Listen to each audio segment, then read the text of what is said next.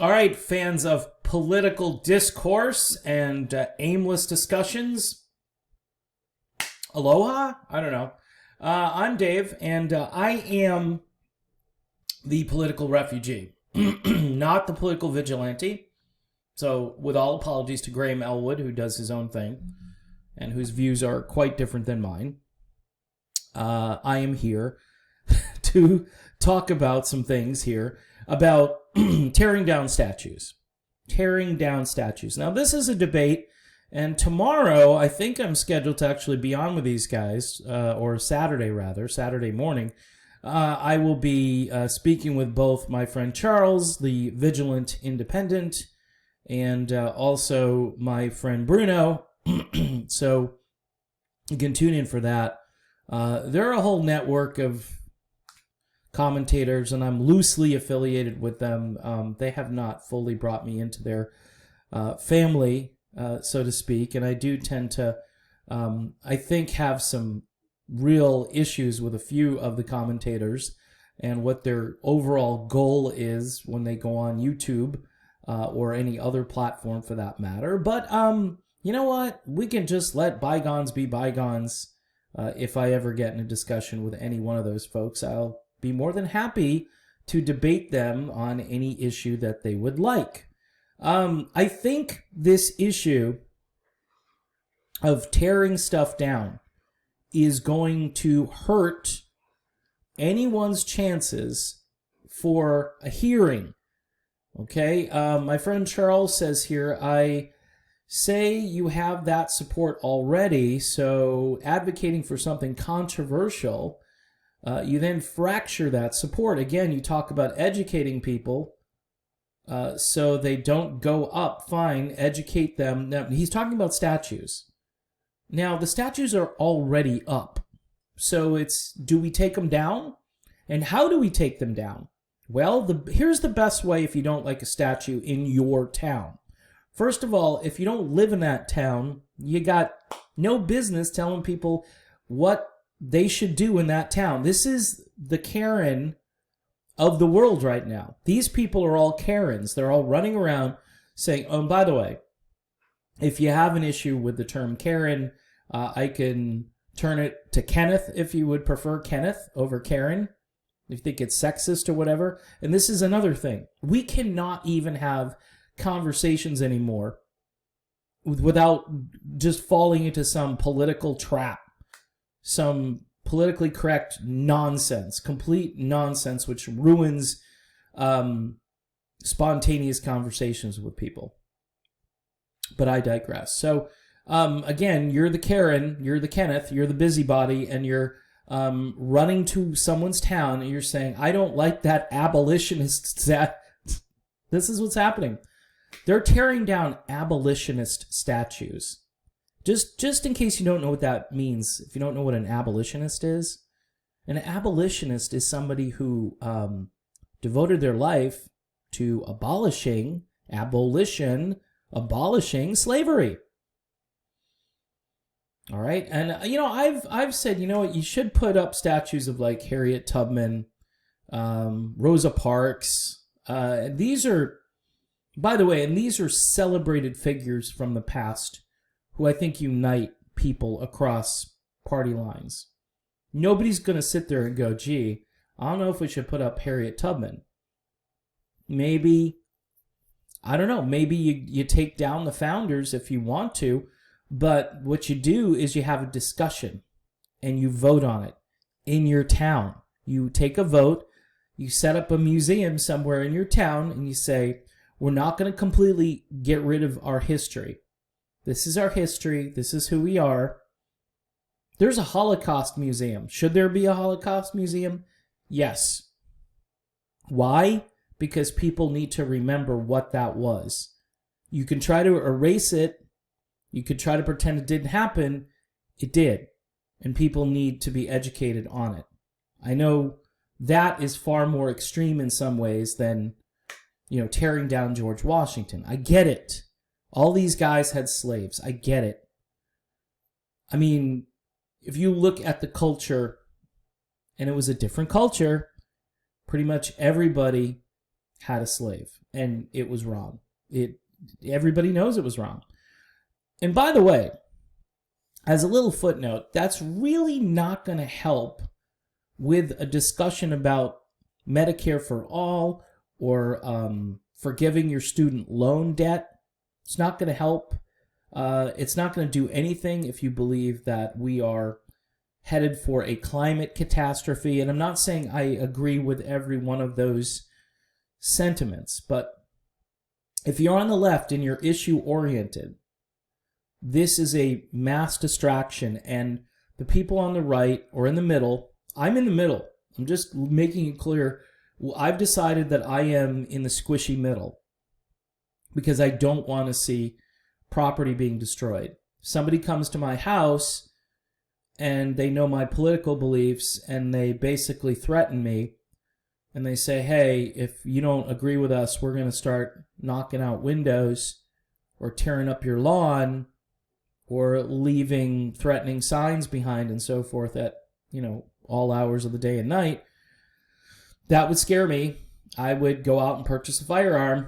So, all of this stuff, by the way, for all these people that want restrictions, sensible, they always say common sense gun laws, you're inviting the Wild West.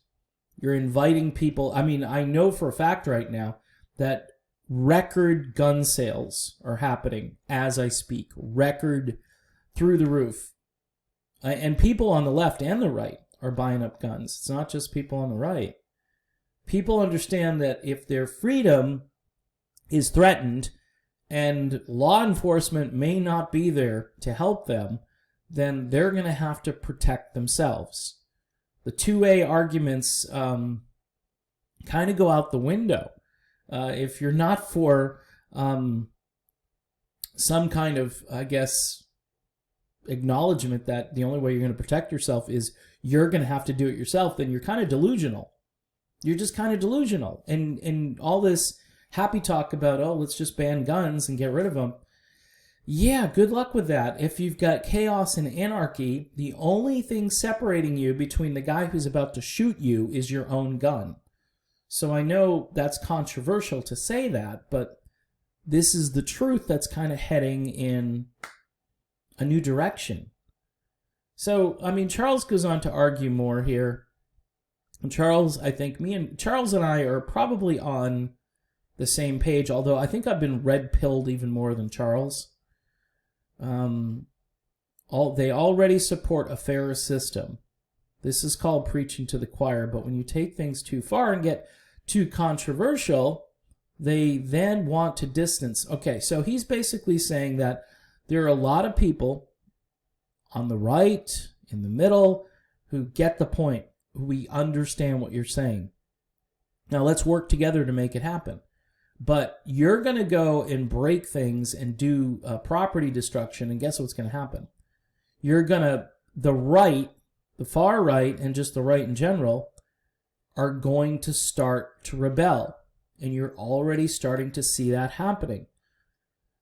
And again, the majority could support the message behind taking down the statues, which is having a fairer system. That's not what people just, here's the thing.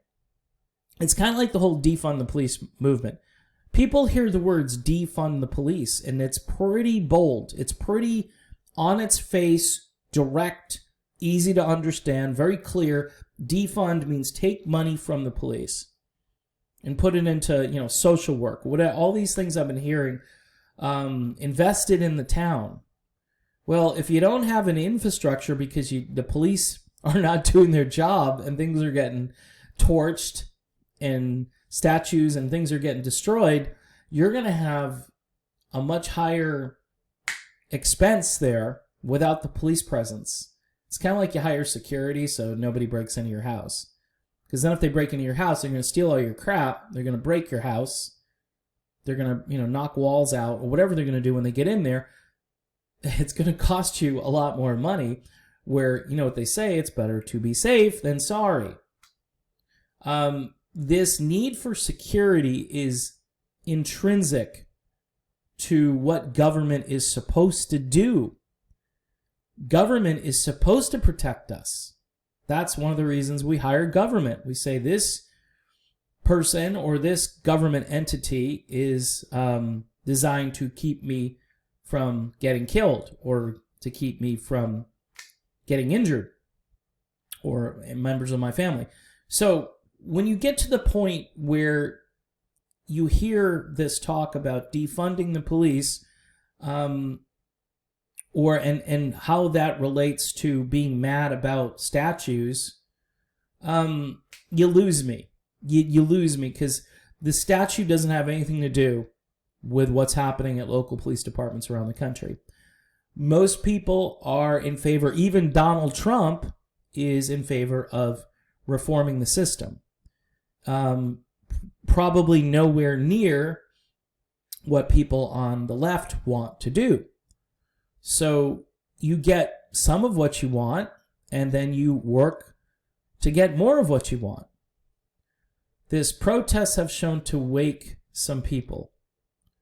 So a protest, though, and again, this is the definitions game here. A protest is when you hold a sign and you march peacefully. That's a peaceful protest. Violent protests are not protests. They're just violence. But now you're conflating these things. You're basically saying they're the same. And they're not. They're not the same. Most civilized human beings recognize a protest against some kind of violent uprising, which we've seen a lot of violence. And by the way, we've seen crime spike in all of these large cities. What happened in Chicago last weekend? Nobody is talking about it. They'll talk about George Floyd a lot, and they should talk about George Floyd a lot. But what about all of these innocent men, in some cases women, on occasion small kids or toddlers that are getting gunned down in these inner cities? It's the law of the jungle. And if you say, hey, we're just going to kind of have a soft touch and we're going to step away, guess what's going to happen? Criminals are going to do criminal acts and violence because they know that people are afraid, the police in this case, to do their job. And a lot of cops are resigning all over the country. This is not a good thing. This is not a good thing that people are walking away from a noble profession. If you don't think being a police officer is a noble profession, then I can't help you. We can't have a conversation. Cops go through a lot, and I'm not saying all cops are saints. But the job description in and of itself puts their job probably above your job. The things that they have to do: protect, serve, keep the peace, take a bullet. You don't have to wake up and go to a job each day where you might have to take a bullet. Come on. And by the way, this isn't like regime change war where it's not necessary. This is something that these guys have to go out and do each day. And there are wars, little skirmishes going on in these large cities where Chicago is a more violent place than, say, Fallujah. It's true. Look up the stats. You talk about Iran, or people think Iran, Iraq, oh, wow, what a horrible place. So much violence over there. Right on par with many American cities these days. So Charles goes on, that is you. Understand you are not God, and no one has appointed you as the people's mouthpiece. Let the towns decide what they want. If it is state-funded, then the state as a whole should decide. If you don't win the majority vote, then shut up or move out. If you don't like it here, just leave. Sounds very Trumpian. You get to the point where you wonder, and this is, again, maybe I took the red pill. Maybe I'm more of a squishy moderate at this point. I'm thinking, we can try to get along, but if you don't like things and then you lose your battle, people in California and different states are leaving in droves because they don't like draconian regulations. They don't like to be told that they can't go outside and they have to wear a mask if they go outside. It's happening. People are going to where there's more freedom. Even if you're a lefty, you recognize and say, okay, I don't want to be told what to do all the time. That's authoritarianism. And there are a lot of people on the left that want to impose their own authoritarianism and then accuse anybody on the right who decides that law and order is real that they're authoritarian. It's not both, okay? It's not both. Somebody who wants to keep the peace is not authoritarian. Is it scary to see military hardware rolling through your town? Absolutely. I would say this. First of all, we need to demilitarize the police to some degree, for sure. But I would also say that if your town is behaving like the conditions that often happen in Fallujah, then guess what? Military hardware might be rolling through your town. There's no way around this. To say that, oh, well, Trump and whoever, they're all authoritarians who want to just stifle debate and free speech. He wants to shut down the media. He wants to shut this down. The media is guilty of perpetuating this, by the way. They love this. This is like crack cocaine for the media. And it's sad, but that's what it is. And it's a ratings-based, click-based thing. That's why I don't have faith in a lot of so-called progressive commentators, because they do the same thing. They just do it in a different way. So he's talking about ownership of property and who owns the property. If it, Georgia doesn't own the property in South Carolina. If you're a taxpayer, you can make these decisions. You can go to town meetings. You can vote in your local elections, and you can change things. And what you do is you maybe start a petition drive. You call your local state representatives. Tip O'Neill was right. All politics truly is local. He was right, because you can get way more done talking to your state rep or your state senator or your congressperson or maybe your United States senator. Maybe. I think once you get to the point where it's Washington-oriented stuff, then you kind of lose it a little bit.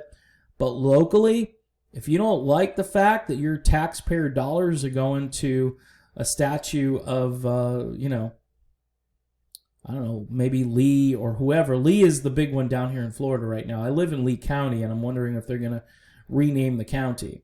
I'm sure it'll be brought up at some point. It needs to be renamed. But you can make a decision. You can be the one to instigate change without being violent and not scaring the people on the other side who don't agree with you. You've got to win some of those folks over. And this is a pretty heated exchange here about 6 hours ago. These guys stay up late. I go to bed. I'm sound asleep. Not only have been red pilled, but I've been melatonined. If that's a word I just made up. I'm just reading this because you already have their argument on most of the issues you named, but a lot of them want nothing to do with those causing destruction or their apologists. Amen. That would be me, by the way. See, I'm not hiding anymore how I feel. I'm not going to just say, oh, well, I understand. I understand, but you're scaring the crap out of people, including me. I don't want this for me. I don't want this for my family. I don't want this for my country. The division is insane. And we're heading toward possibly electing a guy who's going to be a Trojan horse for all of this. I've come to that conclusion that, and again, I'm not saying go vote for Trump, but Biden gets in and he's a zombie, okay? And I don't know who he picks for VP, but there are going to be some crazy left-wingers who get into office with Biden, who are part of this thing because they cut a deal, whatever it is, and they're going to advocate for crap like this. And some of it's going to get done.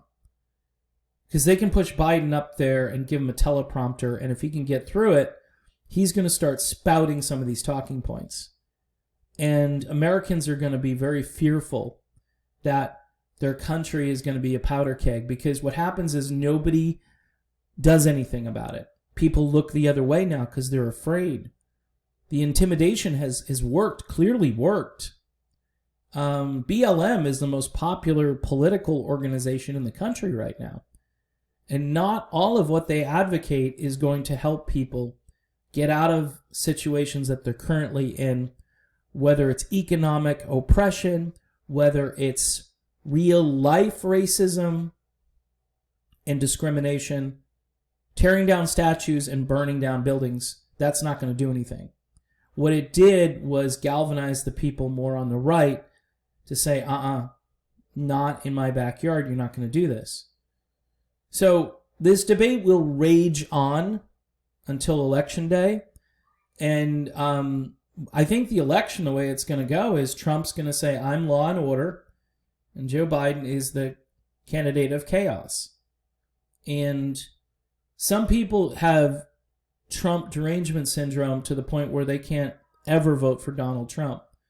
But if it becomes security against instability, chaos, rioting, looting, nonstop negativity, 24-hour news and hate cycle, which runs around the clock and targets normal people who just want to get up and go to work each day, and who want some of these folks to please get out of my way so I can earn a living, so I can bring money home to my family. I don't see why that's so outrageous. And I don't see why that's controversial. There's one instance where I believe there was a car that supposedly struck some people, and the driver was Hispanic, and yet they were calling the person in the car an extremist, and they only showed a portion of the video. NPR reported it as extremists. They did delete the tweet because it was embarrassing for them. They were saying extremist driver, and if you looked at the car, it was like an old Buick from like 1998 or something. This was not somebody who was well off and who was just trying to, run some people over. These are people that are looking to incite. And I'm sorry. I'm very sorry. I can't go there, and I'm not going there. I mean, you can tell me about your ideas, and you can preach your ideas to me with confidence, and we can have an intellectual discussion and debate. But because you feel you're running out of road and you've got nowhere else to go, that you're going to just blow up the entire highway system. It's just really dumb. It's the dumbest strategy. It's going to, for people who are starting to listen to you, income inequality, people are listening. Climate change, people are definitely listening.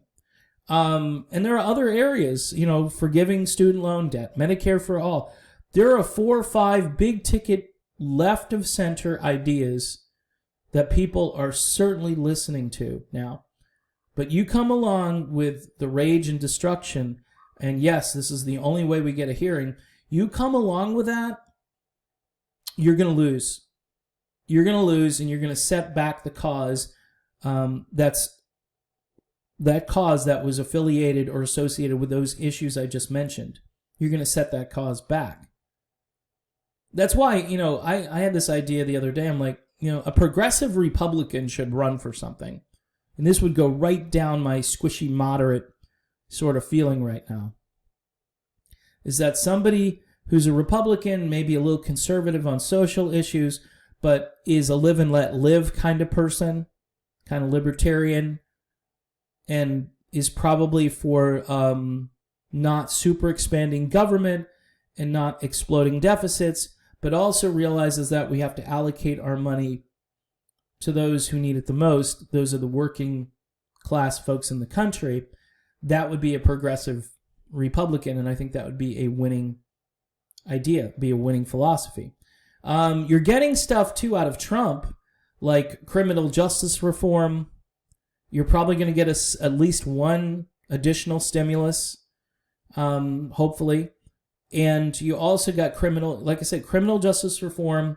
You got a stimulus, and I'm trying to think, and you get less war. They're all upset because Trump doesn't want to start a war. I don't know, Syria. I can't remember where, but it was reported yesterday that Trump was saying, no, don't want to do that. And apparently all the military insiders are ticked off because they wanted Trump to go and bomb the crap out of somebody. And he's basically like, nope, not doing it. That's why the whole Bolton thing, if you're going to defend John Bolton and his stupid book, you're defending like the George Bush era, and there's so much hypocrisy there. I mean, one of the great things that Trump did was to fire John Bolton. I know he shouldn't have hired him in the first place, but it was still a sweet moment because I'm sure he was told by all of the insiders within D.C. that Bolton, he knows his stuff. Well, let him know his stuff and he can write books and give lectures. Don't let him near the Oval Office. Don't let him be an advisor. If anybody makes John Bolton an advisor, it'll be Joe Biden. Just mark the tape. Mark my word. That's who might hire John Bolton if he becomes president. Scary stuff. All right, I'm done with this video. I went really long because I was looking at this thread, and it's kind of inspiring. It really is. It encourages me to be the political moderate, right down the middle, the refugee who doesn't have a home, crazy lefties over here, crazy righties over there. But I'm sorry, on this one, it's not that I side with the right-wingers, it's that I'm definitely red-pilled on this one. Doesn't mean I'm a dyed-in-the-wool Republican or anything like that. I don't know what it means. This is what I'm talking about. It's just enlightenment, I guess. It means that I'm trying to work through this sensibly. All right, I'm done. Thanks for watching. Please support the channel if you can. Patreon is a good way to do it. Hit the little Patreon logo. That'll take you to my Patreon account, which is also shared with my other music-based channel. Don't be afraid of that stuff. It's all good over there. You can still send me messages and so forth, and we can have conversations. But you can do that for like a buck a month, $2 a month, whatever you want to spend on it. And it'll help continue the channel. I'm making about $1, $2 a day doing this channel, so it would be much appreciated. All right, see y'all soon.